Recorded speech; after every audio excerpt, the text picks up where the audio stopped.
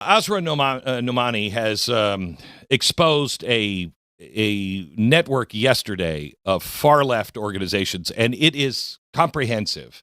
The Free Beacon also came out yesterday and exposed the Sunrise Movement that is funded by the usual suspects, Soros, Tides, Ford. O'Keefe said yesterday, he was in Minneapolis, and he said there is a territory that is absolutely absence of police. They knew his license plate. They said, you're driving this, and if you're not out of the city within 1 hour, you're dead. He said somebody frisked him and the Marine that he was with as if they were the police. I mean, Minneapolis is out of control. It is important for people to understand what is going on, because this is not a protest. This is an insurgency. On today's podcast and at glennbeck.com, I want to take that torch and light our way here and expose another one of the organizing engines behind this unrest. And once you see it clearly, you'll understand this is not about immigration, compassion, or civil rights. This is an insurgency, not a protest. It's about power. It's about ideology. It is about a movement that doesn't believe that America even has a right to exist. We have been working alongside with the nonprofit Mauro Institute, which this is what they do for a living, and they have uncovered the operational and ideological footprint of a group quietly embedded in the anti-ICE organizing network in Minnesota. I just have to tell you that I am so happy to see what people have done with their spare time. When I started exposing these things back in, the early 2000s, nobody was on it. Very few people. I shouldn't say nobody. Very few people were on it. And it was very hard to track these things down. Now with the internet and ChatGPT and everything else, you can move pretty quickly. You still are required to have some investigative footing and knowledge, but it is a lot easier than it was. And like I just said, you have O'Keefe, you have the Free Beacon, you have Asra Nomani, you have us at glennbeck.com, and you're seeing these networks in real time. So the one that the Mauro Institute tipped us off on today, and you'll find this article at glennbeck.com, in Minnesota is the Minnesota Immigrant Rights Committee. It's known as MIRAC, Minnesota Immigrant Rights Action Committee, I think it is.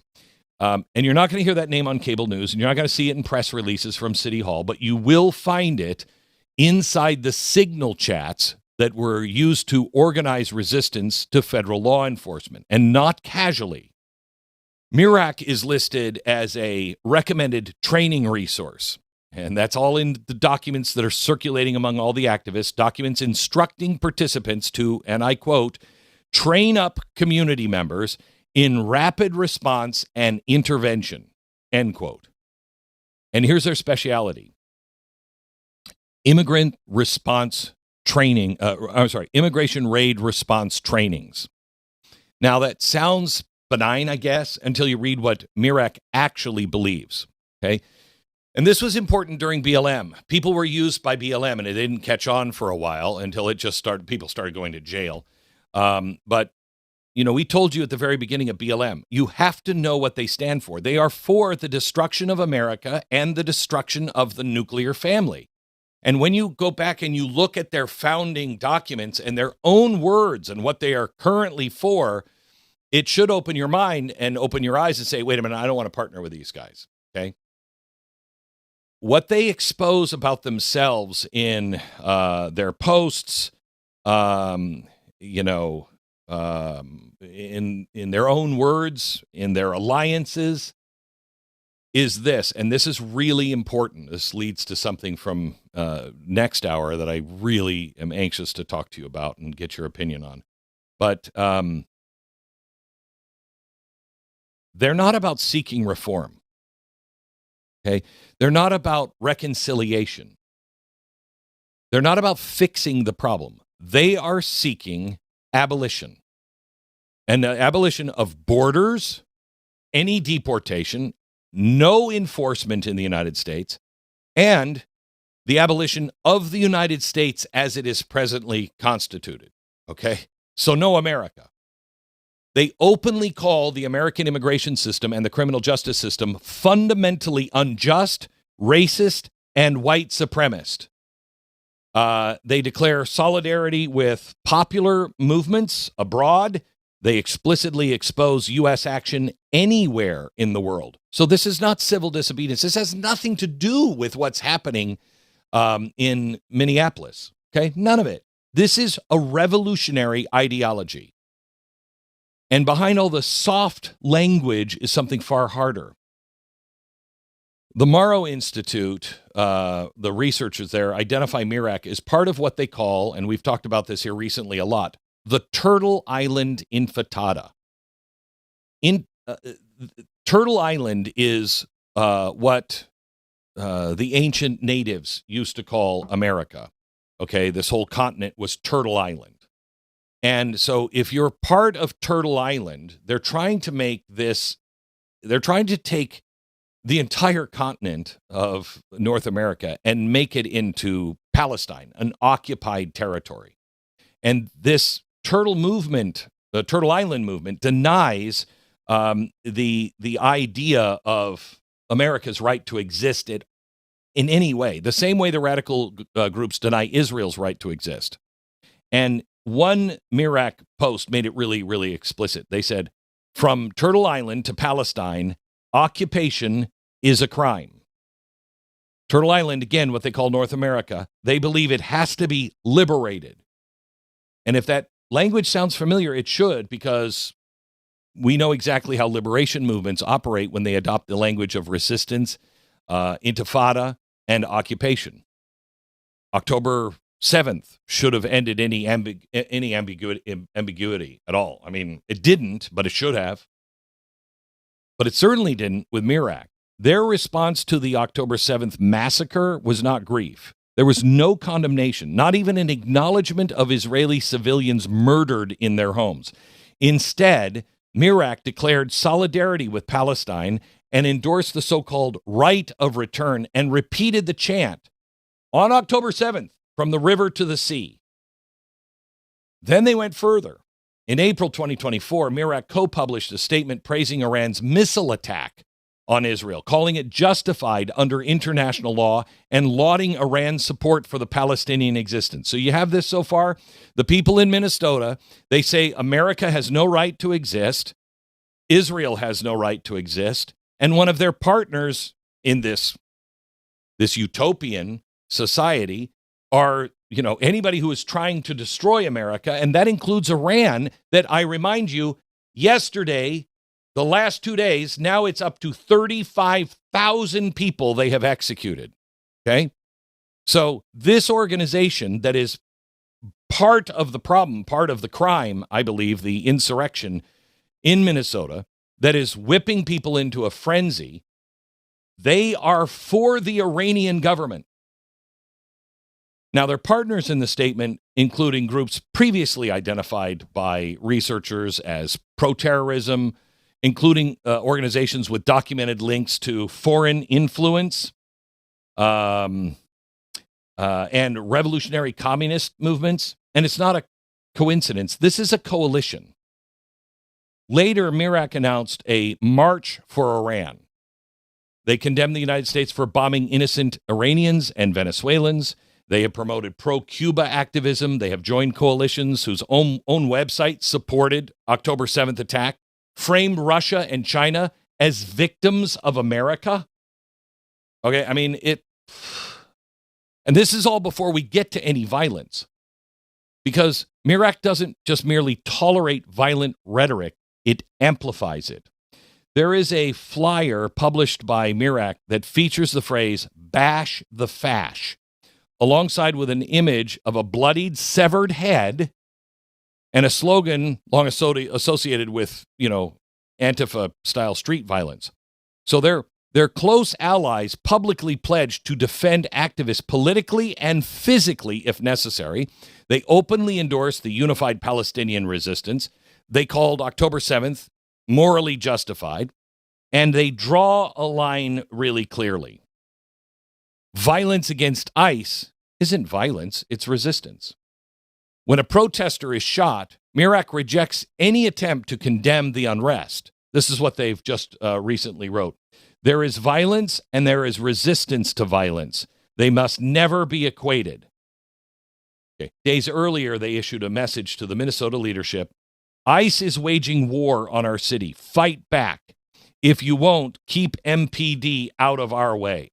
So in other words, they're telling people, if you're not going to get violent, we will. You just keep the Minneapolis Police Department out of our way. Another post celebrated the activists that were, quote, organized, militant, and ready to fight back. They brag about forming human chains to stop federal vehicles. They boast about mobilizing hundreds within an hour. They promise more training for the next confrontation. And they provide resources that support all arrestees, regardless of the charge, rejecting any kind of distinction between peaceful protest and criminal destruction. And the most, I think, chilling is this comparison. This was published on the MIRAC linked social media. ICE is equated with the Israeli military. Now, this is why it's chilling. If you understand what MIRAC partners want done to the Israeli military, you understand the implication. This is not a protest. This is pre-justification. This is rhetorical framework that transforms law enforcement into enemy occupiers and then calls killing them resistance. So here's the truth that the media is not going to say. And quite honestly, some people, on our side are not going to say. But it is really important. Please, please listen to hour number 2 of today's show, please. Because I'm going to take you places that I don't think anybody else will take you. And I mean anybody else will take you. And I think it's really important. But here's what you need to hear right now. America can debate immigration policy. We could debate that all day long. We've been debating it since almost the beginning of our country. We can argue about enforcement priorities. America can reform laws. We can condemn the police or understand the police. We can condemn protesters and we can understand protesters. But this is an organized ideological assault, and one that rejects the legitimacy of the United States itself, aligns itself with foreign adversaries, excuses terrorism, and normalizes violence as a political tool. This is not part of a civil society. What they're trying to do is seize civil society. And let me give you the missing piece, because this is where people get fooled. If you're standing in Minnesota right now and you're angry about the immigration policy, I can understand that. You're worried about overreach. I can understand that. You believe enforcement should be humane, limited, and constitutional. I'm behind that. You, if that's what you believe, are not the problem. But you are standing next to people who are playing a very different game for a different outcome, and you deserve to know that. Most protesters don't wake up believing in Turtle Island. Most protesters in America don't want a borderless world. Most do not believe America is illegitimate occupation that has to be liberated. But the people who are organizing you do believe those things. And they're not handing out pamphlets to say we want to overthrow the United States. They don't lead with, we deny America's right to exist. They don't lead with that stuff. They lead with raid response, community defense, rapid intervention. That's the on-ramp. And once you're on that on-ramp, the language slowly changes and you're slowly boiled. ICE isn't law enforcement anymore. It's an occupying force. Enforcement isn't policy. It's state violence. Stopping vehicles is not obstruction. It's resistance. Violence isn't violence. It's liberation. That's not accidental. That is ideological conditioning. Once you step onto that on-ramp where you don't know what their intent is, you're cooked. And here's the critical question that everybody needs to ask themselves right now. How many people in that crowd actually believe what MIRAC believes? I don't know. And that is the danger. Because MIRAC does not require everybody to agree. All it requires is cover. Every single peaceful protester becomes camouflage for them. Every well-meaning neighbor becomes legitimacy. Every chant about compassion shields an ideology that openly praises Iran, excuses October 7th, and aligns itself with groups that justify terrorism as self-defense. And when an organization says North America is occupied territory, when it calls liberation from Minnesota to Palestine, when it celebrates a diversity of tactics, it leads not to anything other than our destruction. That's not activism.